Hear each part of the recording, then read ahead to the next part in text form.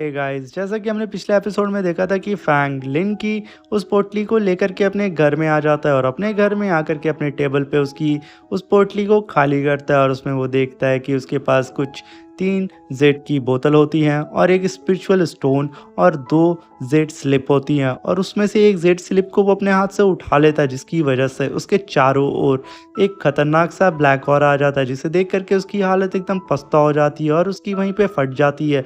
तभी फैंग उस एल्डर के पॉट को उठा करके जोर जोर से हिला करके कहता है, बुड्ढे जल्दी से उठ जाओ, यहाँ पे मुझे बहुत बड़ी दिक्कत हो गई है। तभी एल्डर बाहर आकर के बोलते हैं कि आखिर तुम्हें क्या हुआ और इतना तुम क्यों भोग रहे हो। तभी ये दोनों लोग एक दूसरे की टांग खींचने लगते हैं। तभी एल्डर देखता है कि फैंग ने गलती से उस जेड स्लिप को एक्टिवेट कर दिया और इस चीज़ को देख करके एल्डर कहता है कि तुम ऐसे कैसे इस जेड को सिर्फ छू करके एक्टिवेट कर सकते हो। तभी फैंग कहता है, मैं हूँ ही इतना ज़्यादा टेरिफाइंग और इतना ज़्यादा पावरफुल। तभी वो एल्डर कहता है, गधे कहीं के, मानता हूँ कि तुम ज़्यादा टैलेंटेड हो, मगर ये कैसे कर सकते हो, तुमने सिर्फ उसे टच किया और ये जेड स्लिप एक्टिवेट हो गई। तभी फैंग कहता है, ज़रा इसको चेक कर सकते हैं आपकी इसके अंदर क्या है। तभी एल्डर कहते हैं, तो ठीक रहा, मैं जा करके चेक करता हूँ और आज मैं तुम्हें अपनी पूरी पावर दिखाऊंगा। एल्डर अपने पास से वो स्टिक को बाहर निकालते हैं और अपनी स्टिक लेकर के फैंग के सामने आ जाते हैं और एक ऑरा में कन्वर्ट हो जाते हैं और ऑरा बन करके सीधे उस जेड स्लिप के अंदर चले जाते हैं, जिसको देख करके फैंग कहता है कि बुड्ढे तू पागल हो गया, तू करना क्या चाहता है। तभी एल्डर कहते हैं, खामोश हो जा पागल, देख मैं क्या करता हूँ। और तभी एल्डर उस जेड स्लिप के अंदर आ जाते हैं और देखते हैं कि उनके आसपास कुछ भी नहीं होता और जैसे ही वो थोड़ा सा आगे बढ़ते हैं तो देखते हैं कि दूर कहीं ब्लैक ऑरा है और उस ब्लैक ऑरा के बीच में एक वुल्फ घात लगाए बैठा होता है एल्डर का शिकार करने के लिए। एल्डर इस चीज़ को देख के कहते हैं कि बच्चे तुम वहाँ छुपे हुए, और ये वुल्फ की स्पिरिट होती है जो कि पूरी की पूरी डीमन फॉर्म में होती है और यही इस जेड स्लीप को प्रोटेक्ट कर रही होती है। एल्डर कहते हैं, तो ठीक रहा, आ जाओ फिर लड़ते हैं। तभी एल्डर और उस वुल्फ में फाइट होने लगती है और एल्डर काफ़ी कोशिश करते हैं उसे मारने की, मगर वो वुल्फ एल्डर के हर अटैक को डॉज कर रहा होता है और तभी वो वुल्फ एल्डर के काफ़ी करीब आ जाता है और एल्डर को खाने की कोशिश करता, मगर एल्डर कमाल की बैक फ्लिप लगा करके उस वुल्फ के मुंह से बच जाते हैं और बहुत हीरो के अंदाज से उसके सामने खड़े होकर के कहते हैं, अब बस बहुत हुआ, अब तुम्हें मुझसे कोई नहीं बचा सकता है। और अपने हाथ से एक एनर्जी जनरेट करके उस वुल्फ की तरफ मार देते हैं। वो वुल्फ उसे भी डॉज कर देता है। इस चीज़ को देख करके एल्डर कहते हैं, अच्छा तो तुम काफ़ी ज़्यादा समझदार हो। फिर एक और अटैक करते हैं वुल्फ, तब भी उसको डॉज कर देता है। तभी एल्डर अपने दोनों हाथ से एनर्जी जनरेट करके उस वुल्फ की ओर थ्रो कर देते हैं और वो वुल्फ बहुत ही ज़्यादा चालाक रहता है और उसे भी डॉज कर देता है, मगर हमारे एल्डर से चालाक तो कोई भी नहीं हो सकता। और वो तभी कहते हैं, गधे अब देखो मैं क्या करता हूँ, और वो अपनी एनर्जी को अपने हाथ से ही कंट्रोल करके वापस बुला लेते हैं और वो दोनों एनर्जी बॉल को वुल्फ के पास ला करके एक दूसरे से भिड़ा देते हैं, जिसकी वजह से उस वुल्फ का वहीं पे काम तमाम हो जाता है और वो चारों खाने चित होकर के वही ज़मीन पर पे गिर जाता है। और यहाँ पे हम देख पाते हैं एल्डर काफ़ी खुश हो जाते हैं और कहते हैं कि फाइनली मैंने चुटकी बजा करके एक वुल्फ को ख़त्म कर दिया। और वो एल्डर वहीं पे घूम रहे होते हैं और तभी उनको एक और ऑरा फील होता है और वहाँ पे एक और वुल्फ गार्ड की एंट्री होती है और वो वुल्फ तुरंत आकर के एल्डर के ऊपर जंप करता है, जिसकी वजह से एल्डर उसे देख करके कहते हैं, ओह शिट, एक और वुल्फ बचा हुआ है। और तभी एल्डर और उस वुल्फ में फाइट होने लगती है। तभी वो वुल्फ एल्डर को खा जाता है और निकल करके अपने पेट में डाल लेता है और तभी वो एल्डर पेट में जा करके एक एनर्जी अटैक करके उस वुल्फ के पेट के तो चिथड़े उड़ा देते हैं और चारों तरफ वहाँ पे ब्लैक ऑरा की जगह ग्रीन ऑरा फैल जाता है और वो वुल्फ टुकड़ों में बट जाता है। तभी एल्डर बाहर आके कहते हैं, मैं काफ़ी ज़्यादा थक चुका हूँ, और उनकी काफ़ी ज़्यादा एनर्जी वेस्ट हो जाती है क्योंकि उस वुल्फ ने सरप्राइज अटैक एल्डर के ऊपर कर दिया था। तभी एल्डर उस जेड स्लिप से बाहर आते हैं और जल्दी से फैंग से कहते हैं कि मेरे पॉट में जल्दी से उस स्कॉर्पियन का ब्लड डालो क्योंकि मैं बहुत ज़्यादा वीक हो गया हूँ। इस चीज़ को देख करके फैंग भी काफ़ी हैरान हो जाता है। तभी एल्डर कहते हैं, गधे कहीं कि यहाँ मुझे देखेगा यार, जल्दी से पॉट में ब्लड डालेगा। तभी फैंग जल्दी से जाता है उस पॉट में ब्लड डालता है। तभी एल्डर वहाँ बैठ करके कल्टीवेट करने लगते हैं और कल्टीवेट करके अपनी एनर्जी को पूरी तरीके से हील कर लेते हैं। और तभी एल्डर कहते हैं बैठे बैठे कि देखो अब मैं तुम्हारे लिए दूसरे जेड स्लिप को भी सही कर दूंगा। तभी फैंग कहता है, बुड्ढे तुम पागल हो गए, अभी तुम बाहर आए हो और तुम्हारी पूरी तरीके से एनर्जी खत्म हो चुकी थी और तुम फिर से चाहते हो उस जेड स्लिप में जाने के लिए। तभी एल्डर कहते हैं, उस जेड स्लिप में तो सिर्फ 2 ही गार्ड थे और मैंने तो उन लोगों को चुटकी में मार दिया और वो ब्लैक वुल्फ थे। इस चीज़ को सुन करके फैंग कहता है कि ब्लैक वुल्फ, तभी एल्डर कहते हैं उस जेड की रखवाली के लिए ब्लैक वुल्फ की स्प्रिट को रखा गया था जो कि डार्क ऑरा से घिरी हुई थी। अगर कोई नॉर्मल कल्टीवेटर उस जेड स्लिप को खोलने की कोशिश करता तो अब तक मारा जा सकता, मगर तुम काफ़ी ज़्यादा टैलेंटेड हो कि तुमने छू करके ही उस जेड स्लिप को एक्टिवेट कर दिया। यहाँ तक कि लिन भी इस जेड स्लिप को खोल नहीं पाया था, तभी तो उसने अभी तक इसका यूज़ नहीं किया था। अगर कर लेता तो तुम अब तक मारे जा चुके होते।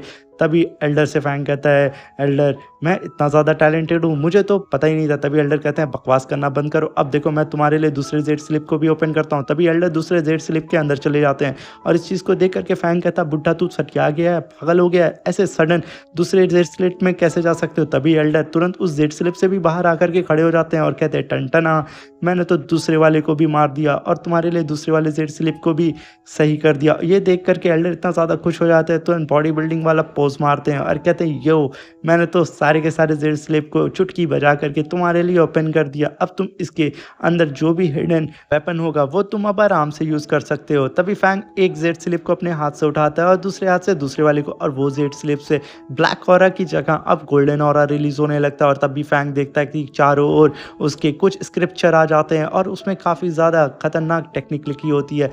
पहले स्क्रिप्चर में होती है अंडर स्नेक टेक्निक और ये टेक्निक काफ़ी ज़्यादा खतरनाक होती है, और दूसरे स्क्रिप्चर में होती है आई फॉरगेट टेक्निक और ये दोनों टेक्निक बहुत ही ज़्यादा खतरनाक होती हैं। और ये दोनों टेक्निक अगर फैंग सीख लेगा तो ये किसी को भी मार सकता है। तभी एल्डर कहते हैं मेरे पास तुम्हारे लिए एक और गिफ्ट है। और तभी फैंग कहता है क्या। तभी एल्डर कहते हैं कदे कहीं के तुम अपने टेबल पे सही तरीके से नज़र दौड़ाओ। तभी फैंग कहता है अपने टेबल पे आखिर आप कहना क्या चाहते हैं। तभी फैंग की नज़र अपने टेबल पे रखे हुए एक बॉक्स पे पड़ती है और वो बॉक्स काफ़ी ज़्यादा शाइन कर रहा होता है, जिसे देख करके फैंग कहता है कि आखिर ये कौन सी चीज़ है, और इसे भी फैंग खोलने की कोशिश करता है। तभी एल्डर उसे खींच के एक हाथ मारते हैं और कहते हैं गधे, इसे खोलना नहीं है। ये बॉक्स का नाम बाय यू युआन बॉक्स, और इस बॉक्स में तुम कई सारे स्पिरिट को एक साथ रिफाइन कर सकते हो, मगर हाँ अभी तुम इस लायक नहीं हो कि तुम इस बॉक्स का यूज़ कर सको, तो इस बॉक्स को मत ही ओपन करना। और तुम इस बॉक्स में काफ़ी सारे स्पिरिट को कलेक्ट करके उसे रिफाइन कर सकते हो बहुत ही जल्दी से, और रिफाइन करके तुम सीधे अपनी बॉडी में कंज्यूम कर सकते हो।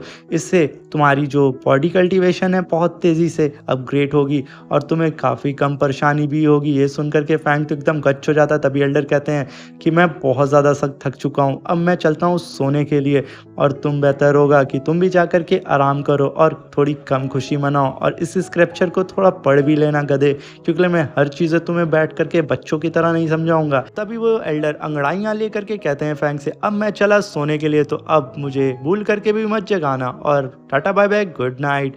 और तभी वो एल्डर सोने के लिए अपने पॉट में चले जाते हैं और फैंग वहाँ बैठ करके उस स्क्रिप्चर को देखने लगता है और सोचता है कि क्यों ना मैं एक बार इसे कल्टीवेट करूं। और कल्टीवेट करते करते वहाँ पे सुबह हो जाती है और तभी एल्डर की आँख खुलती है। वो देखते हैं कि फैंग बैठ करके कल्टीवेशन कर रहा है और कहते हैं कि इस गधे को नहीं पता कि एक दिन में इस स्क्रिप्चर को कल्टीवेट नहीं कर सकता है, और आधा भी कर ले तो मेरा नाम बदल देना। और एल्डर कहते हैं कि मुझे जहाँ तक लगता है कि इस स्क्रिप्चर को कल्टीवेट करने में इसको तो 1-2 महीने तो आराम से लग ही जाएंगे, और रही बात दूसरे स्क्रिप्चर को तो टोटल तो 6 महीने तो लगने वाले हैं, क्योंकि इसकी कल्टीवेशन बेस बहुत कमज़ोर है। तभी फैंग ये सारी बात सुन रहा होता है और वो थंडर एंड स्नेक टेक्निक को मास्टर कर लेता है, और तभी फैंग अपने हाथ से एक एनर्जी जनरेट करता और अपने एल्डर के ऊपर मार देता है, जिसकी वजह से वो स्पिरिट एल्डर बाल बाल बचता है और कहता है कि कदे कहीं के तुम मेरी जान लेना चाहते थे। तभी फैंग कहता है कि बुड्ढे तुमने ही तो कहा था कि मैं इस टेक्निक को परफॉर्म नहीं कर सकता हूँ, तो क्या हुआ भागे क्यों, एक बार मेरे इस पावर का मज़ा तो चखते। और ये पावर वाकई में बहुत ही ज़्यादा टेरिफाइंग है। और भाई साहब वहाँ पे इतना बड़ा ब्लास्ट होता है कि चारों ओर रोशनी फैल जाती है। तभी एल्डर कहते हैं मैं हज़ारों साल पुराना स्पिरिट हूँ और तुम क्या चाहते हो मुझे जान से मारना, अगली बार तुमने ऐसा किया तो मैं तुम्हें जान से मार दूंगा। और ये लोग आपस में फिर बिल्ली और चूहे की तरह फाइट करने लगते हैं और एल्डर इसे फैंग को काफ़ी खोरी खोटी सुना रहे होते हैं, मगर फैंग को तो यहाँ घंटा फर्क नहीं पड़ता। फैंग कहता है बुड्ढे अगली बार तो मैं तुम्हें नहीं छोड़ूंगा, क्योंकि इस बार मैं अपनी थंडर टेक्निक को सही तरीके से कंट्रोल नहीं कर पाया, मगर अगली बार तो मैं तो सीधा तुम्हारे मुंह पर ही आकर के अपनी थंडर टेक्निक को आजमाऊंगा। तभी एल्डर कहते हैं कि अगर तुमने ऐसा किया तो मैं तुम्हारे अंदर घुस करके तुम्हारे चिथड़े उड़ा दूंगा। तभी फैंग कहता है वो तो वक्त बताएगा, मैं तो उससे पहले तुम्हारे पॉट को उड़ा दूंगा। तभी एल्डर कहते हैं मैं तुम्हारे सर को उड़ा दूंगा। और यहीं पे सीन शिफ्ट होता है और फैंग सिटी में आ जाता है, और सिटी में बैठ करके यहाँ पे फैंग के पास एक और पावर आ जाती है, वो बैठे बैठे किसी की भी पावर को देख सकता सकता था और उनके लेवल को पता लगा सकता था। तभी फैंग बैठ करके वहाँ पे सभी लोगों की पावर को देख रहा होता है और गधों की तरह बैठ करके टट्टी फॉर्म में बैठा होता है और वहाँ पे एक बुड्ढे पे उसकी नज़र जाती है और कहता है कि ये बुड्ढा तो डिवाइन सी रेलम के 4th लेवल पे और देखने में ये काफ़ी ज़्यादा कमज़ोर है मगर नहीं। और तभी उसकी नज़र एक और आदमी पे पड़ती है जो कि रिफाइनिंग रेलम पे होता है और काफ़ी एटीट्यूड से चल रहा होता है। और तभी फैंग कहता है इस गधे से ज़्यादा पावरफुल तो मैं हूँ और ये देखो कितना ज़्यादा मटक के चल रहा है। तभी फैंग के वो एल्डर कहते हैं कि गधे थोड़ा धीरे बोलो, अगर इतना तेज़ बोलोगे तो ज़रूर तुम्हें कोई ना कोई आकर के पीट ही देगा। और तभी उसके सामने से 2 लोग गुजरते हैं और कहते हैं ये देखो इतना बड़ा हो गया और बैठ करके यहाँ पे भीख मांग रहा है। ये सुन करके एल्डर हंसने लगते हैं और कहते हैं मुझे भी ये भिखारी ही लगता है। और तभी फैंग उस एल्डर के ऊपर गुस्सा आ जाता है और वहाँ पे एंट्री होती है हमारे नान की। और नान काफ़ी ज़्यादा खूबसूरत लग रही होती है और उसे देख करके आसपास के लोग वहीं रुक जाते हैं और कहते हैं कि अरे ये तो नान है। और नान जिस तरीके से फोटो में लगती है रियल लाइफ में वो तो उससे भी ज़्यादा खूबसूरत है। ये देख करके लड़के तो लड़के लड़कियां भी नान की खूबसूरती में खोसी जाती हैं और उसकी ओर मुड़ के देखने लगती हैं। और वहाँ पे जैसे लगता है कि समय रुक चुका है और तभी नान उन लोगों को क्रॉस करके आगे बढ़ जाती है और उन लोगों को ज़रा सा भी घास नहीं डालती है मगर पूरी की पूरी पब्लिक अभी भी नान की खूबसूरती में खोसी जाती है। और तभी नान फैंग को देख करके हाय करती है और फैंग भी नान को देख करके हाय करता है। और ये चीज़ को देख करके आसपास के लोग कहते हैं कि नान आखिर इस भिखारी को कैसे जानती है, नान आखिर इस भिखारी को हाय क्यों कर रही है और उसके पास क्यों जा रही है, क्या नान को हम लोग नज़र नहीं आ रहे हैं। मगर नान को यहाँ क्या घंटे ही नहीं फर्क पड़ता है, वो धीरे धीरे फैंग की ओर आगे बढ़ती है। ये देख करके आसपास के लोगों की तो भाई जल के राख हो चुकी होती है और आपस में बात कर रहे होते हैं कि आखिर ये बंदा है कौन जो कि नान को हाय बोल रहा है। तभी दूसरा बंदा कहता है कि ज़रूर नान इसकी हेल्प करने जा रही होगी। और तभी नान फैंग के पास आ जाती है, कहती है कि आखिर तुम कहाँ थे, मैं तुम्हारा कब से वेट कर रही थी। तभी फैंग कहता है अरे मुझे थोड़ा काम आ गया था इसलिए मैं लेट हो गया था। तभी एल्डर कहते हैं अरे कुछ नहीं, ये 1 नंबर का गधा है। और तभी पीछे से कोई आवाज़ देता है नान और सबके सब पलट के पीछे देखते हैं। ये बंदा होता है ली फैमिली का यंग मास्टर। ये काफ़ी ज़्यादा रिच होता है जिसे देख करके एल्डर भी कहते हैं इसके पहनावे से तो लगता है ये काफ़ी ज़्यादा रिच है। उसके हाथ में कुछ मिस्टीरियस स्टोन भी होते हैं और वो सीना चौड़ा करके नान की ओर बढ़ रहा होता है जिसे देख करके नान कहती है आखिर ये यहाँ क्या कर रहा है। और तभी वो बंदा फैंग को कोनी मार के किनारे कर देता है और नान के सामने जाके खड़ा हो जाता है। कहता है कि नान मुझे नहीं पता था कि तुम भी यहाँ पे आओगी और इस ऑप्शन में पार्टिसिपेट करोगे, अगर मुझे ये पता होता तो मैं और भी ज़्यादा सज धज के आता। तभी फैंग कहता है कि अब कितना सजेगा बे। तभी हम देखते हैं कि वो बंदा खड़ा होकर के नान से कहता है कि मुझे पता था कि तुम इस खूबसूरत से ही ड्रेस में यहाँ पे आओ, क्योंकि इस ड्रेस में तुम बेहद खूबसूरत लगती हो। और नान क्या तुम डाइट कर रही हो, क्योंकि तुम पहले से भी ज़्यादा खूबसूरत लग रही हो। तभी नान कहती है कि मैं इस ड्रेस को अब दोबारा नहीं पहनूंगी क्योंकि अब ये ड्रेस मुझे पसंद नहीं है। मगर इतनी बेइज्जती होने के बाद भी ली फैमिली का यंग मास्टर बोलता है कि मुझे तो लगता है कि नान तुम इस ऑप्शन हाउस में सिर्फ मेरे लिए आई हो, क्योंकि तुम तो कभी किसी ऑप्शन हाउस में जाती ही नहीं थी।